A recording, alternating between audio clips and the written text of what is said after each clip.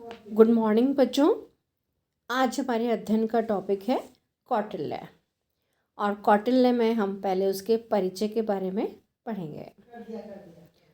प्राचीन भारत के राजनीति शास्त्रियों में कौटिल्य को बहुत ही महत्वपूर्ण स्थान प्राप्त है।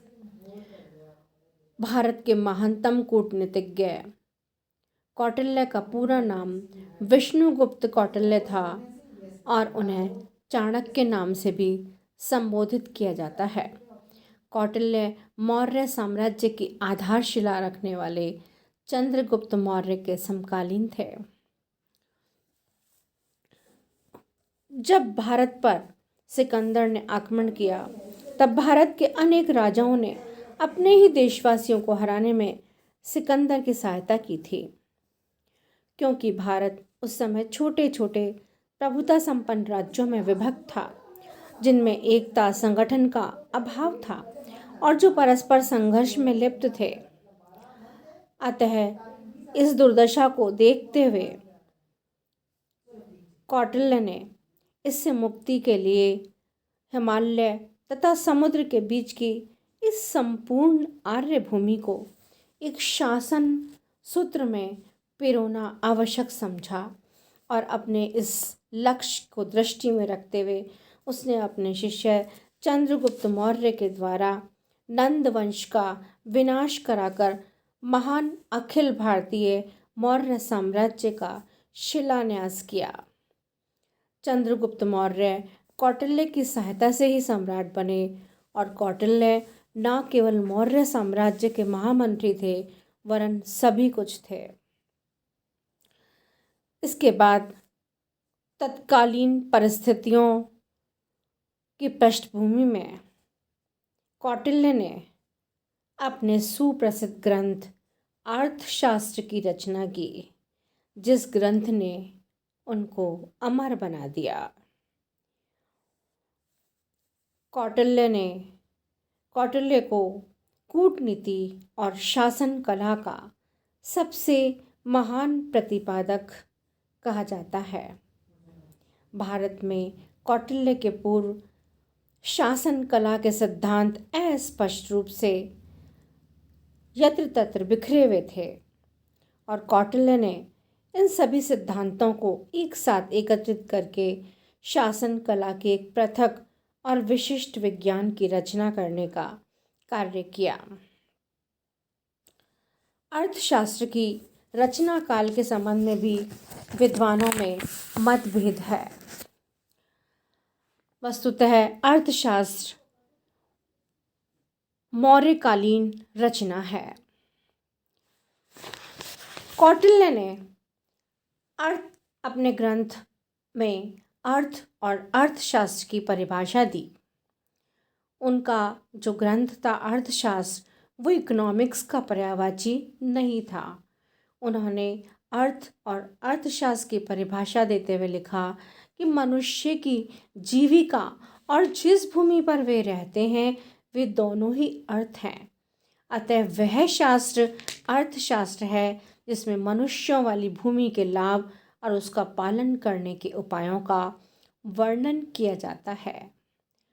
अर्थ एवं अर्थशास्त्र के इस व्यापक अर्थ को ग्रहण करते हुए कौटिल्य ने अपने ग्रंथ अर्थशास्त्र का नाम दिया। अर्थशास्त्र धन संग्रह के उपायों का अध्ययन नहीं करता वरन विभिन्न उपायों द्वारा प्राप्त की गई भूमि में सुव्यवस्था स्थापित करने और मनुष्यों के भरण पोषण के उपायों का भी वर्णन करता है। इस प्रकार अर्थव्यवस्था में शासन व्यवस्था का पूर्ण रूप से विवेचन किया गया है। कौटिल्य ने अर्थशास्त्र के आरंभ में ही 4 विधाओं का उल्लेख किया है। प्रथम आन्वेषिकी अर्थात दर्शन और तर्क से संबंधित, दूसरी त्रयी मतलब धर्म अधर्म या वेदों का ज्ञान, तीसरी वार्ता अर्थात कृषि व्यापार आदि और चौथी दंड नीति अर्थात शासन कला या राजनीति शास्त्र। और इस अर्थशास्त्र में प्रमुख रूप से दंड नीति पर अत्यधिक बल दिया है। अर्थशास्त्र की रचना गद्य और पद्य दोनों में की गई है और इस ग्रंथ में 15 अधिकरण है। प्रथम विन्यादीकरण, जिसमें कि राजा के जीवन और व्यवहार का वर्णन मिलता है। दूसरे अन्यक्ष प्रचार में राज्य के विभिन्न प्रशासकीय अध्यक्षों के बारे में, उनके कर्तव्यों के बारे में उल्लेख किया गया है। तीसरे धर्मस्थेय में अर्थशास्त्र के अनुसार मुकदमों की सुनवाई, निर्णय आदि न्यायिक बातों का उल्लेख है। चौथे कंटक शोधन में समाज के मार्ग में बाधा उत्पन्न करने वालों के लिए दंड विधान की व्यवस्था है। पांचवें योग व्रत में राज्य कर्मचारियों के कर्तव्यों का उल्लेख तथा अराजभक्तों को दंड देने के नियम हैं। छठे मंडल योनि में शत्रु राष्ट्रों को वश में करने के उपायों का वर्णन है और सातवें षाटगुण्य में शत्रुओं के प्रतिकार के उपाय बताए गए हैं और आठवें व्यसनाधिकारक में राज्य की विपत्तियों के मूल कारण और उन्हें दूर करने के उपाय बताए गए हैं और नवें अभ्यार्तन में विजय के लिए प्रस्थान से पूर्व विचारणीय विषयों का उल्लेख है। 10वें सांग्रामिक में विजय के लिए युद्ध संबंधी नियमों का उल्लेख है और 11वें संघव्रत में संघ राज्यों में फूट डालने की विधियां हैं। 12वें अवलियस में निर्बल राजाओं द्वारा प्रबल राजाओं के प्रतिकार के उपाय बताए हैं और 13वें दुर्गल भ्योभे पाए में शत्रुओं के दुर्गों पर विजय प्राप्त करने के उपाय बताए हैं और 14वें औपनिषद में शत्रु पर विष, जादू टोना आदि की प्रयोग विधि बताई गई है और अंतिम 15वें अधिकरण में अर्थशास्त्र के अर्थ की सामान्य विवेचना प्रस्तुत की गई है। कौटिल्य भारतीय रचनाओं में कौटिल्य के अर्थशास्त्र को बहुत ही महत्वपूर्ण स्थान प्राप्त है क्योंकि कौटिल्य एक यथार्थवादी और व्यवहारिक राजनीतिज्ञ थे।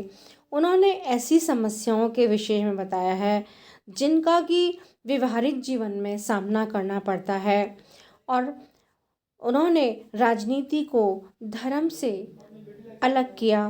कौटिल्य का अर्थशास्त्र राजनीतिक विषयक सभी ग्रंथों और विचारों का संग्रह और सार है। कौटिल्य ने न केवल राजनीतिक विचारों का प्रतिपादन किया वरन अपने व्यवहारिक कार्यों के आधार पर अपने देश को एक सुदृढ़ और केंद्रीकृत शासन प्रदान किया जैसा कि उसके पूर्व कभी भारतीयों ने नहीं जाना था। अब हम पढ़ेंगे राज्य की उत्पत्ति के संबंध में कौटिल्य के क्या विचार हैं।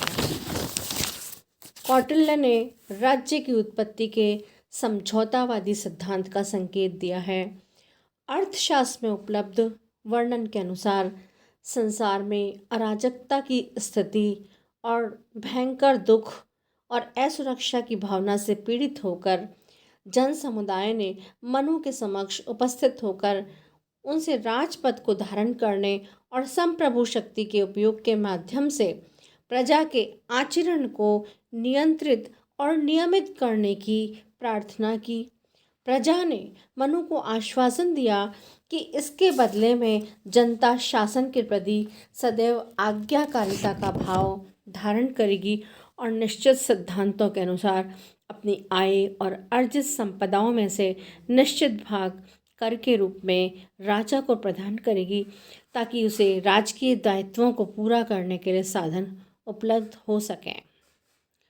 अतः राज्य की उत्पत्ति के संबंध में कौटिल्य के विवेचन से स्पष्ट है कि राज्य मानवीय प्रयत्नों का परिणाम है और मनुष्यों ने स्वयं राज्य की सत्ता को अपनी सुरक्षा और कल्याण के लिए स्वीकार किया है तथा लोगों के द्वारा राज्य के बाध्यकारी नियंत्रण को अपनी सुरक्षा और कल्याण के हित में स्वीकार करने के प्रस्ताव और मनु द्वारा प्रथम शासक के रूप में इस प्रस्ताव को स्वीकार कर लेने के परिणाम स्वरूप राज्य की उत्पत्ति हुई है। अतः स्पष्ट है कि कौटिल्य ने आधुनिक अनुबंधवादी विचारकों हॉब्स, लॉक और रूसो की भांति राज्य को अनुबंध का परिणाम माना। लेकिन कौटिल्य ने राज्य की उत्पत्ति के प्रसंग में यह स्पष्ट किया कि राज्य एक निश्चित उद्देश्य को पूरा करने के लिए अस्तित्व में है, अतः यह प्राकृतिक संस्था नहीं है। और कौटिल्य के अनुसार राज्य का उद्देश्य है प्रजा की सुरक्षा और उसका कल्याण करना, जन कल्याण करना। कौटिल्य ने ज्ञान या विधा की विभिन्न शाखाओं के विवेचन के प्रसंग में यह स्पष्ट किया कि राज्य संस्था का उद्देश्य व्यक्तियों के लौकिक और पारलौकिक, नैतिक और भौतिक उद्देश्यों की पूर्ति और उनके मध्य न्याय सम्मत संतुलन को बनाए रखना है। इन उद्देश्यों की पूर्ति सही तरीके से, अन्वेषिकी से निर्देशित होकर ही की जा सकती है। इस प्रकार कौटिल्य जनता के सर्वांगीण कल्याण और समाज के न्याय के सिद्धांतों को लागू करने को राज्य के अस्तित्व का मुख्य आधार मानते हैं।